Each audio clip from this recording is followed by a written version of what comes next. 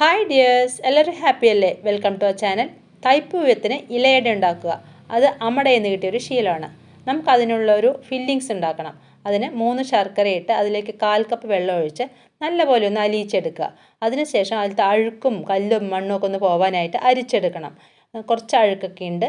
അതിന് നമുക്ക് ചീനച്ചട്ടി ഒന്ന് കഴുകിയ ശേഷം അരിച്ച് വെച്ച ശർക്കരപ്പാനി അതിലേക്ക് ഒഴിക്കുക. ഇനി ഇതിലേക്ക് 1 കപ്പ് ചിരവിയ തേങ്ങയിട്ട് നല്ലപോലെ ഒന്ന് മിക്സ് ചെയ്യുക. ആദ്യം കുറച്ച് ലൂസായിരിക്കും. ഈ വെള്ളമെല്ലാം ഒന്ന് വറ്റിക്കണം. ഈ സമയത്ത് തുടരെ ഇളക്കണമെന്നില്ല, ഇടയ്ക്കൊന്ന് ഇളക്കി കൊടുത്താൽ മതി. ഇനി ഇതിലേക്ക് 1/2 ടീസ്പൂൺ ഏലക്ക പൊടിയിട്ട് ഒന്ന് മിക്സ് ചെയ്യുക. ഇപ്പോഴും ഡ്രൈ ആയിട്ടില്ല, അതുകൊണ്ട് ഇടയ്ക്ക് എപ്പോഴെങ്കിലും ഇളക്കി കൊടുത്താൽ മതി. ഡ്രൈ ആയി തുടങ്ങിക്കഴിഞ്ഞാൽ പിന്നെ തുടരെ ഇളക്കണം. ഏത് സമയത്ത് ഇലയട ഉണ്ടാക്കുക എന്നത് ഇവിടുത്തെ ഒരു ശീലമാണ്. ഞാനത് തുടർന്ന് പോകുന്നു. അങ്ങനെയെങ്കിലും നമ്മൾ പഴയകാല പലഹാരം എല്ലാം ഉണ്ടാക്കുമല്ലോ. കുട്ടികൾ ഈ പലഹാരത്തിൻ്റെ രുചിയും ഒന്ന് അറിയട്ടെ. ഇത് ഡ്രൈ ആവില്ല. ഈ പരുവാകുമ്പോൾ നമുക്ക് സ്വിച്ച് ഓഫ് ചെയ്യണം. ഒരുപാട് പൊടിയാവുന്നത് വരെ വെയിറ്റ് ചെയ്യരുത്. ഇനി കുറച്ച് സമയം ഇതിനടുത്ത് തന്നെ നിൽക്കണം. ഇതിങ്ങനെ ഇറക്കി വെച്ച് എവിടേക്കെങ്കിലും പോവരുത്. പിന്നെ ചീനച്ചട്ടിയിൽ നിന്നും ഇത് വിട്ട് വരാതെ ആവും, വേസ്റ്റ് ആവും. അതാണ് ഉണ്ടാവുന്നത്. ഇടയ്ക്ക് ഇളക്കി കൊടുത്ത് അടുത്ത് തന്നെ നിൽക്കണം. തുടരെ ഇളക്കി കൊടുക്കണ്ട, ഇടയ്ക്ക് മാത്രം ഇളക്കി കൊടുത്താൽ മതി. കുറച്ച് കഴിയുമ്പം ഇത് നല്ലപോലെ ഡ്രൈ ആയി തുടങ്ങും. അതിനുശേഷം നമ്മൾ തുടരെ ഇളക്കണം. ഇനി കൈവിടരുത്. പൊടിഞ്ഞ് കിട്ടണമെങ്കിൽ തുടരെ ഇളക്കണം, അല്ലെങ്കിൽ അത് ഓരോ കട്ടയായി നിൽക്കും, പിന്നെ അത് പൊടിയില്ല.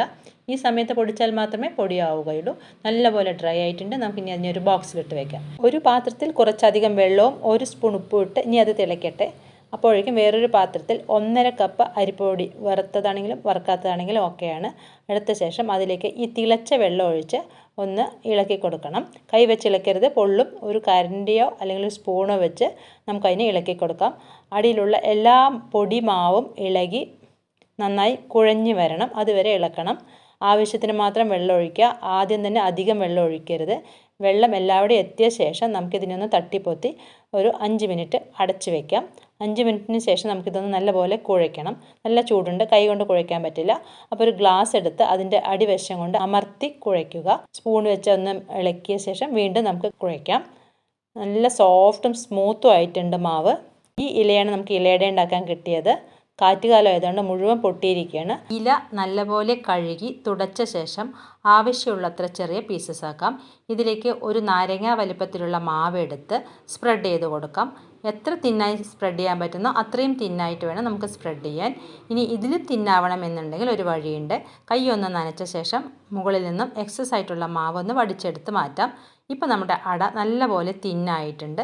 ഇനി ഇതുപോലെ തന്നെ അടുത്ത അടയും പരത്തിയെടുക്കാം. കൈ ഒട്ടുന്നുണ്ടെങ്കിൽ കുറച്ച് വെള്ളം ആക്കിയ ശേഷം നമുക്ക് സ്പ്രെഡ് ചെയ്യുകയാണെങ്കിൽ എളുപ്പത്തിൽ കിട്ടും. ഇതും നമുക്ക് തിന്നായ ഇലയട ഉണ്ടാക്കാം. എല്ലാ മാവും നമുക്ക് ഇതുപോലെ പരത്തിയെടുക്കാം. ഇത്ര തിന്നാക്കാൻ ഉദ്ദേശിച്ചിട്ടില്ല, ഞാൻ എക്സസ് മാവൊന്നും എടുക്കുന്നില്ല. ആദ്യം പരത്തുമ്പോൾ തന്നെ മാക്സിമം തിന്നാക്കാൻ ശ്രമിക്കാം. കയ്യിലൊന്ന് വെള്ളം തൊട്ട ശേഷം സ്പ്രെഡ് ചെയ്യുകയാണെങ്കിൽ തിന്നായി കിട്ടും. അങ്ങനെ എല്ലാ ഇലയുടെയും നമ്മൾ പരത്തി കഴിഞ്ഞിരിക്കുകയാണ്. ഇനി നമുക്ക് ഇതിലേക്ക് ശർക്കരയും തേങ്ങയും ചേർത്ത് നേരത്തെ ഉണ്ടാക്കിയ ആ മിശ്രിതം എടുത്ത് ഇട്ട് കൊടുക്കാം. ഓരോന്നിലും ഓരോ ടേബിൾ സ്പൂൺ വീതം ഇട്ട് കൊടുക്കാം. അതിനൊന്ന് സ്പ്രെഡ് ചെയ്യാം. സൈഡിലൊന്നും സ്പ്രെഡ് ആക്കരുത്, അവിടെ ഒട്ടിച്ചു കൊടുക്കാനുള്ളതാണ്. നമുക്ക് എല്ലാ ഇലയുടെയിലേക്കും ഓരോ ടേബിൾ സ്പൂൺ വീതം ഈ മിശ്രിതം ഇട്ട് കൊടുക്കാം. ആവശ്യമെങ്കിൽ വീണ്ടും ഇടാം. ഇങ്ങനെ നമ്മുടെ മിക്സ് എല്ലാം കഴിഞ്ഞു. ഇനി ഓരോ ഇലയുടെയും മടക്കി വേണം സ്റ്റീം ചെയ്യാൻ. മടക്കി സൈഡെല്ലാം ഒന്ന് ഒട്ടിച്ചു കൊടുക്കണം, അത് വിട്ട് വരരുത്. അങ്ങനെ എല്ലാം ഒന്ന് മടക്കണം. ഇനി നമുക്ക് ഒരു സ്റ്റീമർ എടുത്ത് അടുപ്പിൽ വെച്ച് ഒന്ന് വെള്ളം തിളയ്ക്കാൻ വെക്കാം. വെള്ളം തിളച്ച ശേഷം മാത്രം നമുക്ക് ഈ ഇലയടകളെ അതിനകത്ത് വെക്കണം. ഇലയട വെക്കുന്നതും ഒരു രീതിയുണ്ട്. എല്ലാം അങ്ങനെ അടുക്കി വേണം വയ്ക്കാൻ. മേലേക്ക് മേലെ എടുത്ത് വെച്ച് കഴിഞ്ഞാൽ ചിലപ്പോൾ വേവില്ല. ഈ രീതിയിൽ വെച്ച് കഴിഞ്ഞാൽ എല്ലാ ഇലയടയും പെർഫെക്റ്റായി വെന്ത് കിട്ടും. ബാക്കിയുള്ളത് അടുത്ത ട്രിപ്പ് ഇടാം. നമുക്കിതിനെ അടച്ച് വെച്ച് ഒരു 10 മിനിറ്റ് ആവി കയറ്റാം. ഒരു 5 മിനിറ്റൊക്കെ കഴിയുമ്പോഴേക്കും ആവി വരാൻ തുടങ്ങും. വീണ്ടും ഒരു 5 മിനിറ്റിന് ശേഷം നമുക്ക് തുറക്കാം. ഇങ്ങനെ ഇലയിലൊട്ടാതെ വന്നു കഴിഞ്ഞാൽ നമ്മുടെ ഇലയട വെന്തു എന്നാണ് അർത്ഥം.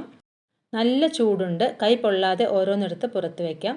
ഇലയിലൊന്നും ഒട്ടിയിട്ടില്ല. എല്ലാ ഇലയുടെയും പെർഫെക്റ്റ് ആയിട്ട് വെന്തിട്ടുണ്ട്. അടുത്ത ബാച്ച് ഇലയട വയ്ക്കുന്നതിന് മുമ്പ് ആവശ്യത്തിന് വെള്ളം ഉണ്ടോ എന്ന് നോക്കിയിട്ട് വേണമെങ്കിൽ വെള്ളം ഒഴിച്ചു കൊടുക്കണം. നമ്മൾ ഗസ്റ്റിനൊക്കെ കൊടുക്കുകയാണെങ്കിൽ ഒരു ഇലയുടെ അങ്ങനെ വെച്ചാൽ ചിലപ്പോൾ അവരെടുത്തില്ല എന്ന് വരും. അപ്പോൾ നമുക്കതിനെ 2 പീസാക്കി വെക്കാം. അപ്പോൾ കാണാനൊരു ഭംഗിയുണ്ട്. അവർക്ക് എടുത്താൽ മുഴുവൻ കഴിക്കാൻ സാധിക്കുമെന്നുള്ളത് കൊണ്ട് അവരെടുത്ത് കഴിക്കുകയും ചെയ്യും. നോക്കൂ എത്ര മൃദുലമാണെന്നറിയോ. ഇങ്ങനെ കുഴഞ്ഞു പോകുന്നുണ്ട്, വായിലിട്ട് അലിഞ്ഞു പോകും. അത്രയും സോഫ്റ്റാണ് നമ്മുടെ ഇലയട. പെർഫെക്റ്റാണ്.